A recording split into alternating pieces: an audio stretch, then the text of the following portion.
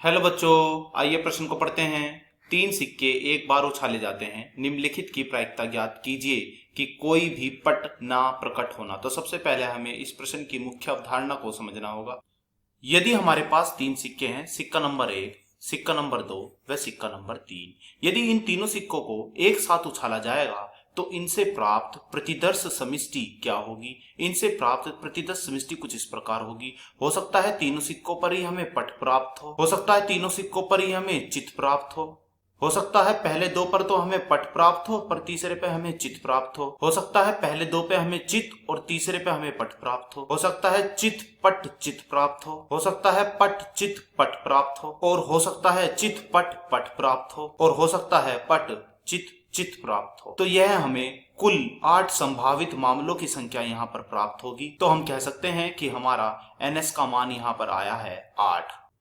हम जानते हैं कि किसी घटना E के घटने की प्रायिकता का क्या सूत्र है। इस घटना E के घटने की प्रायिकता का सूत्र होता है अनुकूल मामलों की संख्या बटे संभावित मामलों की संख्या। यदि हमारे पास अनुकूल मामलों की संख्या मान लेते हैं यह है NE तथा संभावित मामलों की संख्या हम मान लेते हैं यह है NS।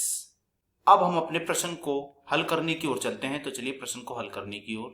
तो हमसे प्रश्न में क्या पूछा है? हमसे प्रश्न में पूछा है कि उस घटना की प्रायिकता ज्ञात करो जिसमें कोई भी पट ना हो। तो मान लेते हैं यह घटना है E, इस घटना में एक भी पट नहीं है। तो अब हम इस घटना E की प्रतिदर्श समिष्टि लिखते हैं। यह केवल एक ही घटना ऐसी होगी जहां पर एक बार भी हमें तीनों सिक्कों पर पट प्राप्त नहीं हुआ होगा।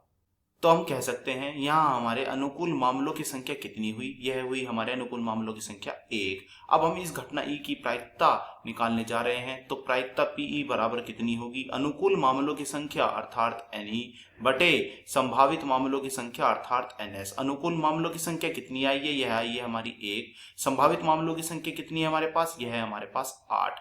तो हम कह सकते हैं इस घटना की प्रायिकता हमारी आई है 1/8। तो यह प्रायिकता उस घटना की है जहां एक बार भी तीनों सिक्कों पर पट प्राप्त नहीं होगा। आशा करता हूं यह प्रश्न आपको समझ में आया होगा। धन्यवाद।